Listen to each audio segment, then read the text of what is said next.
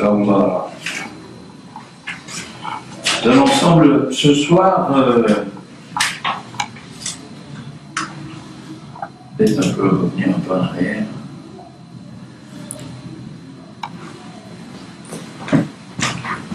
Mais en même temps, évidemment,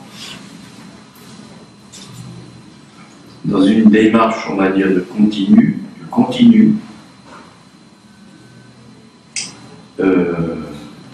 dont je parlerai peut-être, ça dépend comment les idées viennent ce soir, ça à revenir sur cette fresque de la Via des Mystères.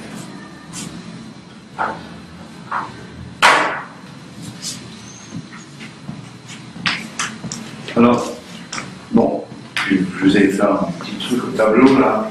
Bon, la voix. Bon, habituellement, effectivement, tout en chacun, la voix, ça consiste à. C'est un organisme de phonation, qui est produit par le larynx, plus encore par les cordes vocales, ce qui est faux. Par contre, parler d'une certaine façon, à plus forte raison chanter, abîme les cordes vocales. C'est pas pour autant que c'est les cordes vocales qu'on fabrique, que l'on entend. Bon. Tout le monde pense que c'est comme ça. C'est plus compliqué que ça, même anatomiquement. Première chose. Dans la voix, habituellement, pour tout le monde, c'est fait pour faire entendre la phonème, la phonation, faire entendre des sons qui correspondent à du sens. Faire entendre ce qu'on appelle des mots qui ont un sens ou plusieurs sens qui sont répertoriés dans le dictionnaire. Parce qu'il y a un code qui les répertorie.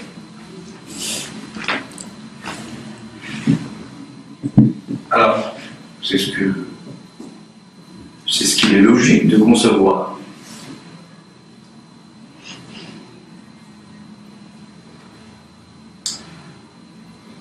L'expérience du discours analytique.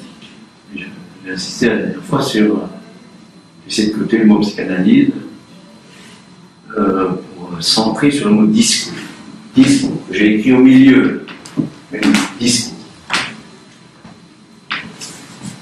Alors, l'expérience du discours, la psychanalyse, si on veut dire quelque chose, c'est une expérience de discours. C'est Lacan, bien sûr, qui veut bien préciser tout ça.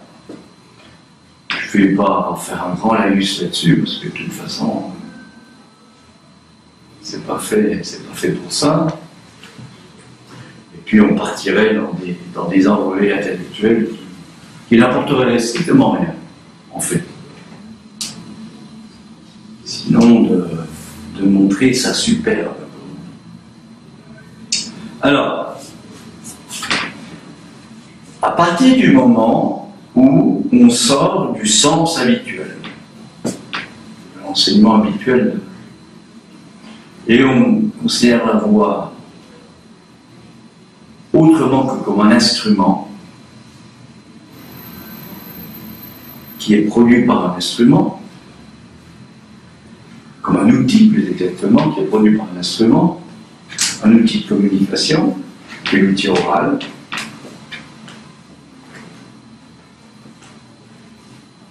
Eh bien, à partir de ce moment-là, où on considère que le fait de parler, de chanter, le fait de parler, est une expérience de discours, et je peux vous assurer que ça ne va pas de soi du tout. Hein. Pas du tout.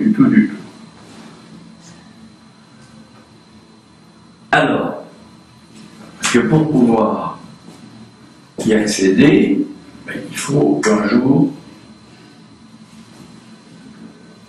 on ait failli. C'est la faille. Il faut, c'est la même racine, il faut que ça défaille.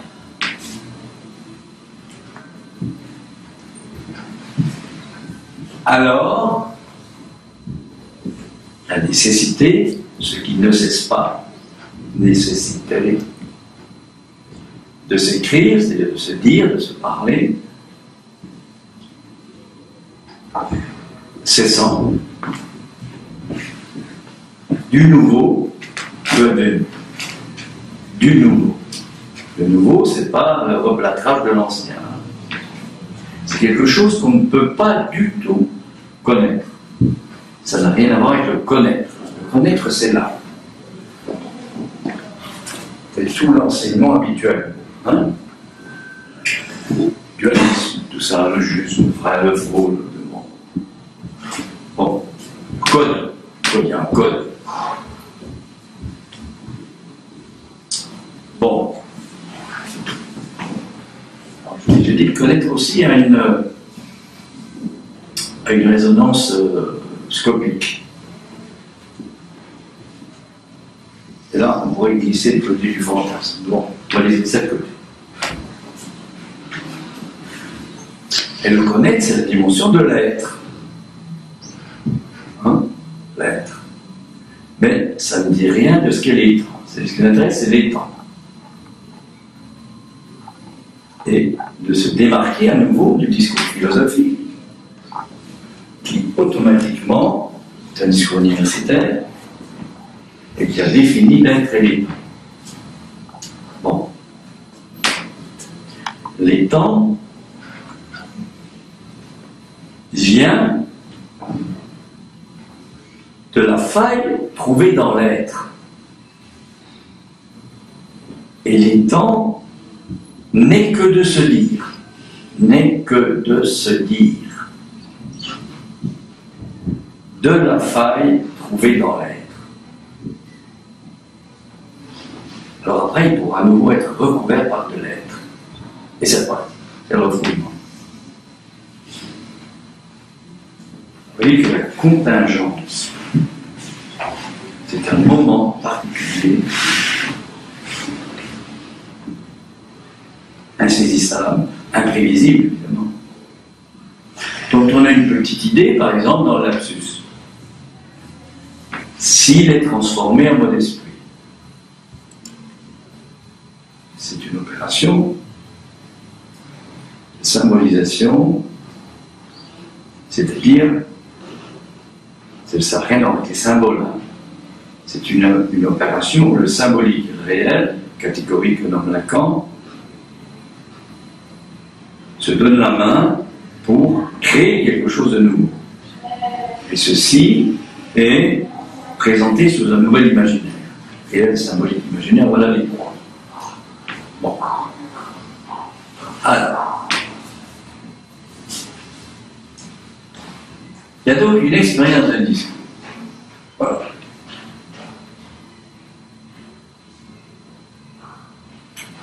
Et Lacan en parle en 73. 73, ça fait 20 ans à peu près qu'il a démarré son séminaire, disons, public. Il a démarré en 153 à peu près, 54.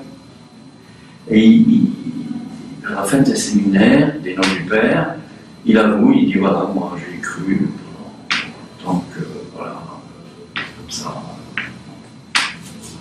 Mais maintenant que psychanalyste, j'ai jamais entendu un psychanalyste dire ce que je suis en train d'expliquer de ce séminaire de Lacan, ce que je suis en train de dire. Mais maintenant que j'ai été amené à prendre la mesure de l'expérience du discours, je ne dis plus les mêmes choses. Parce que on peut tout à fait faire des données psychanalytiques, évidemment, à partir de la voix, en parlant, hein. On peut en faire une voix, VOIE, qui est un discours universitaire. C'est ce qui se pratique. Ce qui actuellement se pratique beaucoup. Puisque le seul progrès à attendre de la découverte de l'inconscient, c'est quoi? Ben, c'est le refoulement. Ça ne peut pas être autre chose. Puisque la contingence dont on parle, c'est un moment insaisissable. qui touche, qui vient heurter, c'est le bonheur. C'est le bonheur de l'être parlant, c'est tout, que lui. Voilà. Ça n'a rien d'un mouvement de religieux, politique, etc.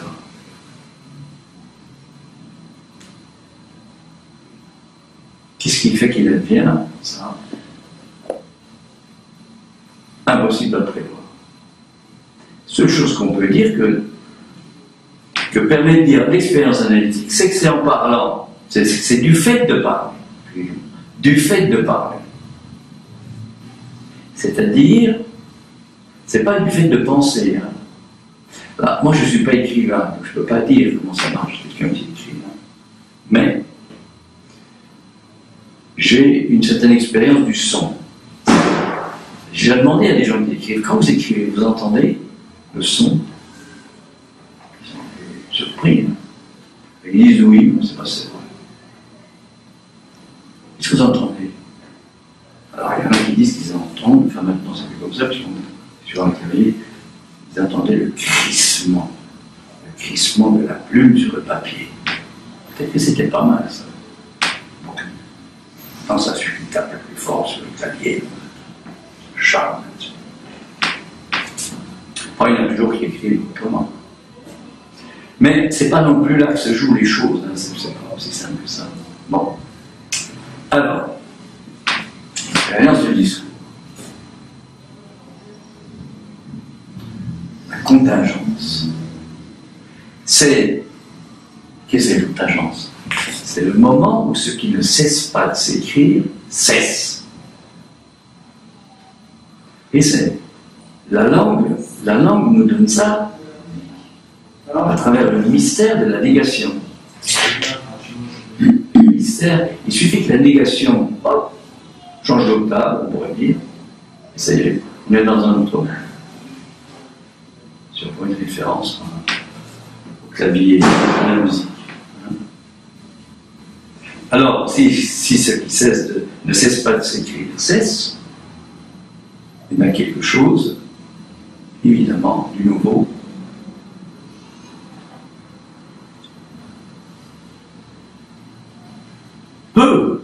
Peu, c'est le possible.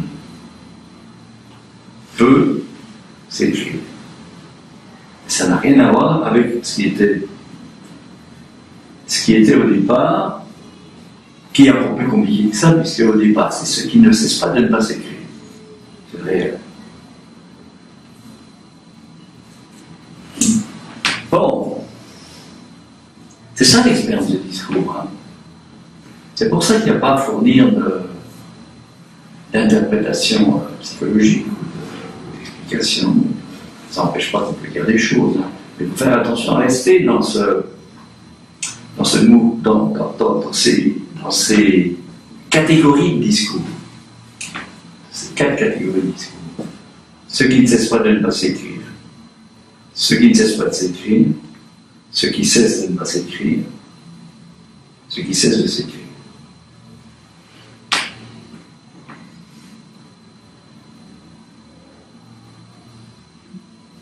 Alors la voix, elle est dans tout ça. Pourquoi? Parce qu'elle participe à tout ça, d'une façon ou d'une autre. Puisque, là je vous parle évidemment de mon expérience, donc de mon expérience souvent personnelle, mais aussi clinique, et celle de ceux qui viennent parler. Hein.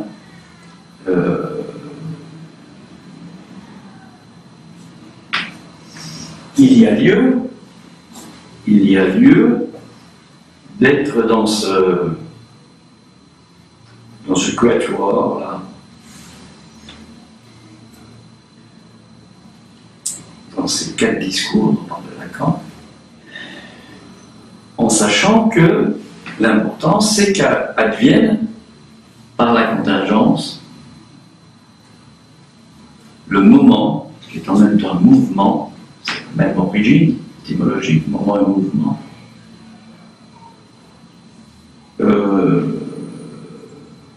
où ce qui ne cesse pas de s'écrire cesse.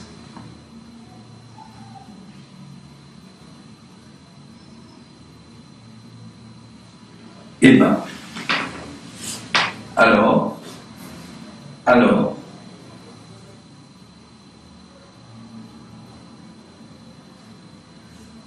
je présume, parce qu'on n'a pas de preuve évidemment de tout ça, c'est ce que Lacan écrit dans ses 4 discours comme objet de guitare, de jouir, en position d'agent. Alors, du nouveau peut advenir. Pourquoi on dit peut?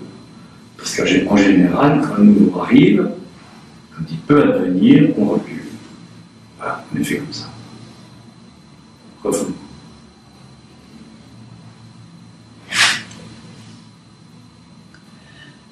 Vous voyez ce qu'on appelle le lâcher prise, quand même, là, c'est un peu rapido. Hein. C'est un peu une fausse note. Je ne sais pas du tout. C'est facile à dire. Hein. Là, il ne faut pas penser à ça. Hein, c'est ça. Au contraire, il faut en parler, jusqu'à ce que ça s'use. Il faut l'user jusqu'à ce que ça s'use. Jusqu'à ce qu'advienne ce mouvement. Oui, il faut en parler. C'est pas parce que ça fait plaisir ou pas plaisir, c'est pas pour des raisons cathartiques, hein, des raisons de vidange, hein, des raisons de soulagement, non.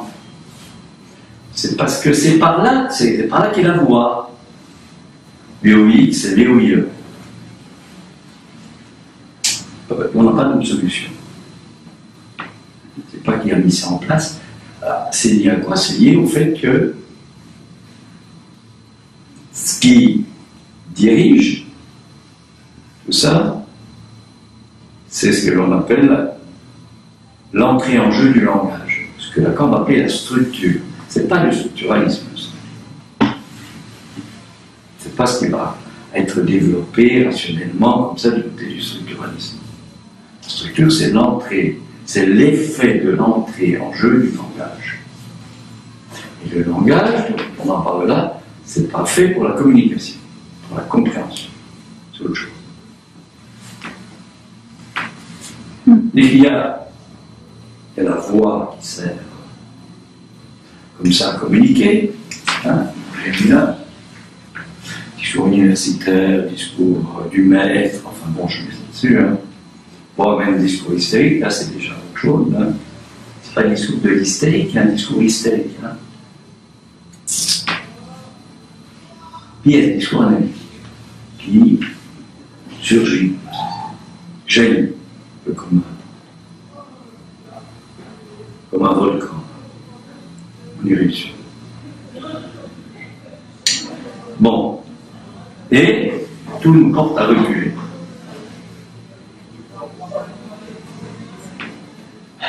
Alors, on peut s'arrêter là. Là, si on s'arrête là, donc on va expliquer, etc. Par exemple, ce que j'ai entendu, là, Alice Miller qui explique tout par le fait qu'on a tous été battus quand on était enfant. Les symptômes, c'est parce qu'on a été battus. Voilà, ça c'est un truc, il faut bien en parler, user une lecture libre.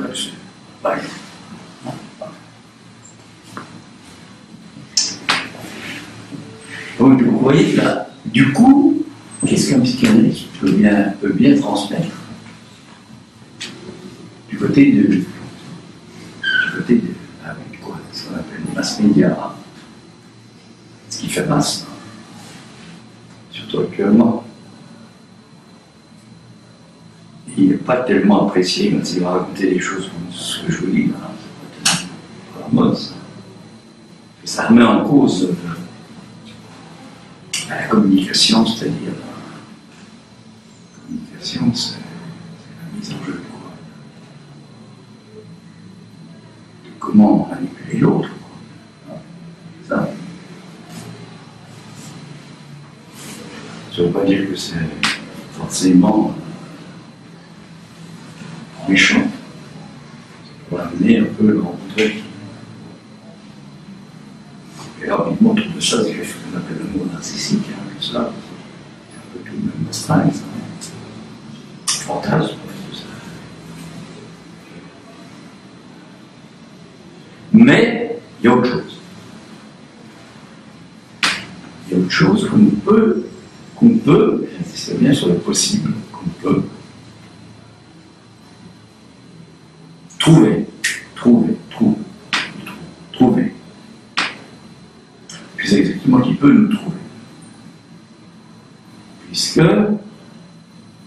quand je parle, comme tout celui qui parle, qu'est-ce que c'est que ce jeu qui dit je parle?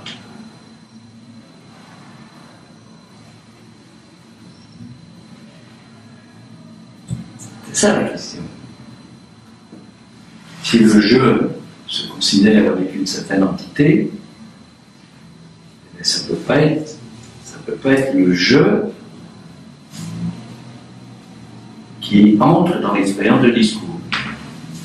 Et Lacan, pour bien marquer ça, il fait un grand S du sujet. Voilà, un grand S. Et hop, il le barre. Voilà, sujet divisé.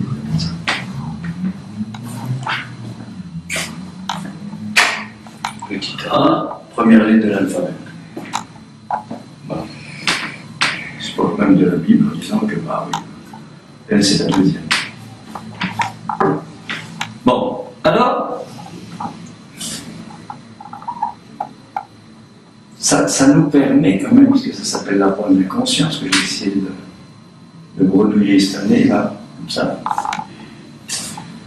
Ça nous permet quand même un peu tout ça de d'un coup balayé sur pas mal de choses concernant la voie de l'inconscient. D'une part, c'est pas dire ce que c'est, bien sûr, par définition. C'est-à-dire qu'elle existe.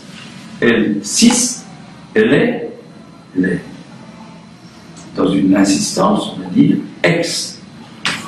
En dehors de tout ça, de tous ces circuits-là. Elle est de ce côté-là. Mais sans savoir ce que c'est, sans savoir où ça se trouve.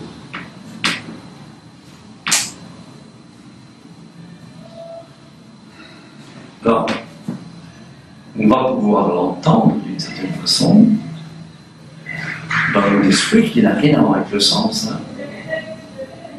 Le classique que développe Freud, là, c'est le fameux familionnaire. Familionnaire, qui est la contraction de famille et de millionnaire. Alors, Freud, il explique la partie, on l'explique, c'est fini. On explique, on tombe là-dedans, c'est terminé. On foule. Dès que je pense, je refoule. Dès que j'explique, je refoule. Je refoule, attention, hein, c'est pas un péché mortel. Hein. Je refoule quoi? On sait rien. Je ne suis plus dans la dimension de l'ouverture à autre chose que ce qui ne cesse pas de s'écrire. Voilà, c'est ça que ça veut dire. Certainement.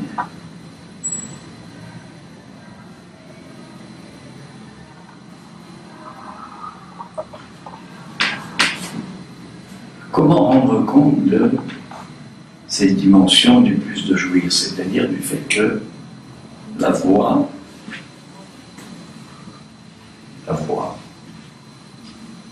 peut transmettre quelque chose dans cet autre monde. Et alors là, on ne peut pas le louper celui-là. C'est le monde de quoi? Comme diva. Vous faites remarquer diva, c'est pas, ça ne vient pas de Deus, hein. Qui veut dire le Dieu. C'est pas les D, I. Ça vient de di, vi, là. C'est l'adjectif. Là, c'est Dieu, le polythéisme romain, grec, égyptien, souvent. Et là, divin. La diva, c'est l'adjectif, c'est-à-dire, c'est. Vous avez nommé ça, les Grecs notamment, c'est la position du héros. Que c'est celui qui va, d'une façon ou d'une autre, prendre la voie vers Dieu, qui va le conduire en direction de l'Olympe, en direction des dieux.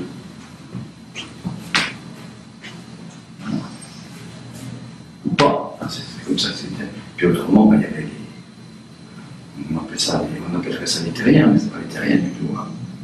Il y avait les humains. Humus de la terre. Hein. Les humains étaient sur la terre.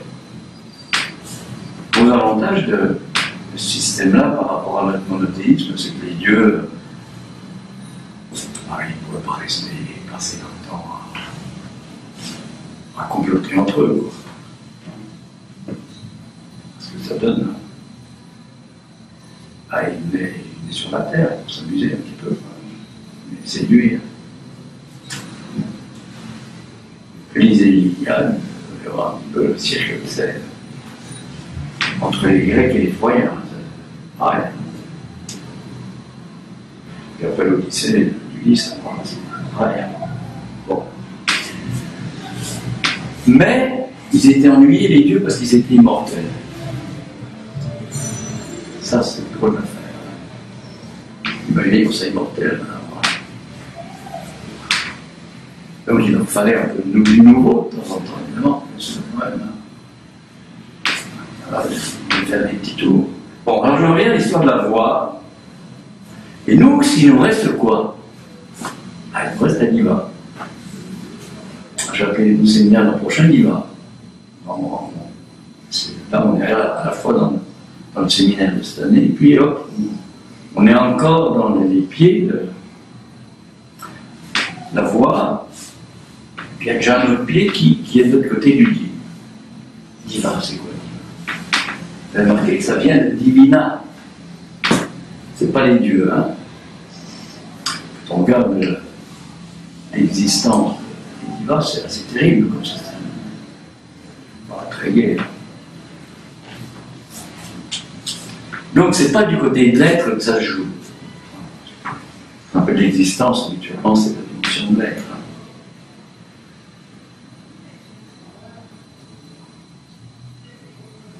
Eh bien, alors, vous savez, voilà, si on est tout à fait cohérent, on va dire le soprano de la Calas. On ne va pas dire la soprane Calas, on dit le soprano de la Calas. C'est comme ça se dit. Bon, on dit ça, hein. Parce que le soprano, c'est une note. Donc c'est une note élevée. Voilà. Bien évidemment, en général, on a toujours quelque part l'idée que le divin, c'est élevé. Donc, la dimension du divin, je ne me réfère pas du tout à toujours le même masculin, masculin et féminin, c'est-à-dire au ionisme, tous les cycles actuels qui autour de ça. Voilà. Mais au fait que, finalement, un mot en tant que tel, il n'est pas sexuel, même s'il est sexuel. Il n'est pas sexuel, c'est-à-dire que ça dépend de comment il est reçu. Donc, la voix fait entendre, alors, la voix de, on va dire, la voix de la diva, fait entendre quelque chose de l'ordre du divin. Pas du Dieu, hein, de comment il est possible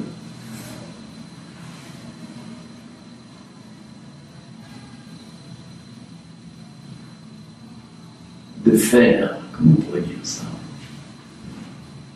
de transmettre qu'il y a l'existence. l'existence. Parce qu'il ne suffit pas d'être vivant pour être existant, ça n'a rien à voir. Vivant au sens de la médecine et de la justice. Alors quand on se met à toucher à cette chose-là, quand on se met à toucher à la voix, on essaie de se lancer là-dedans, ben c'est une sacrée expérience parce qu'on est pris par quelque chose qui, enfin, presque plus maintenant, puisque maintenant, on n'a rien à foutre de ça. Autre chose. On fait de la vente de DVD, remplit des salles d'opération, des mises en scène. C'est pas la voix. Si vous regardez, si vous arrivez à la Bastille, par exemple, à Paris, vous regardez sur l'affiche. Vous allez voir le chef de pièce, vous allez voir le metteur en scène, vous allez voir le gars. C'est rare, etc. C'est-à-dire les voix. Qu'est-ce qu'ils chantent? Il y a un monde technique maintenant, c'est des trucs comme ça. On va changer, hein. Donc, vous voyez qu'on est tout à fait laïque, hein. Au niveau de la laïcité, on est complètement dedans, hein. Alors, qu'en fait, ce que je suis en train de vous expliquer, évidemment, là je me prends mon propre jeu, ce que je suis en train de dire, c'est que l'important, c'est le divin. Mais pas le divin au sens de la pratique religieuse. Hein. Le divin au sens où il y a une part de nous-mêmes, une part du corps qui n'a rien à voir avec le corps habituellement, le corps anatomique. On peut appeler ça le corps du symbolique, le corps du réel, le corps de l'imaginaire, hein, des choses comme ça. On revient toujours à la structure, c'est-à-dire au langage. Il y a quelque chose qui jamais n'adviendra perindea cadavre, c'est-à-dire n'adviendra comme un cadavre. Je disais la dernière fois ou les autres fois. Quelque chose où on peut dire oui, sur une tombe, il y a un nom, c'est la trace de oui, c'est un peu facile. Oui, normal, oui, non, c'est quand même plus élaboré que ça. Hein. Il y a quelque chose, il y a des instruments de jouissance.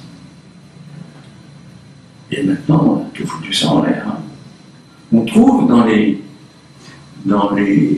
tombes, on a appris qu'on ne peut même plus aller sur les sites en Égypte. Hein. Enfin, je ne sais pas qui, les énergumènes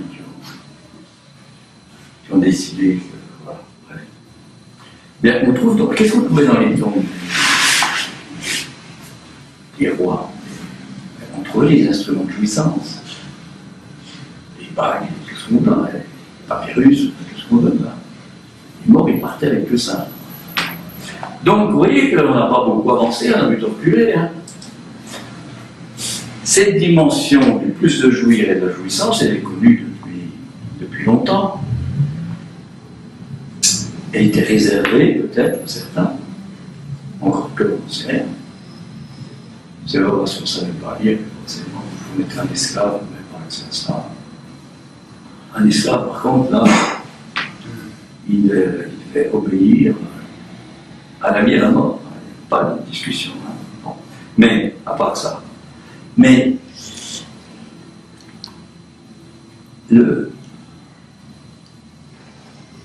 la contingence, je reviens au thème du discours, hein, je ne parle plus de l'existence, hein. C'est le moment où les instruments de jouissance, ben, ils ne sont pas à côté du corps, comme dans la tombe des rois tels, etc. Tels. Les instruments de jouissance, ils vont venir, c'est ce qu'on appelle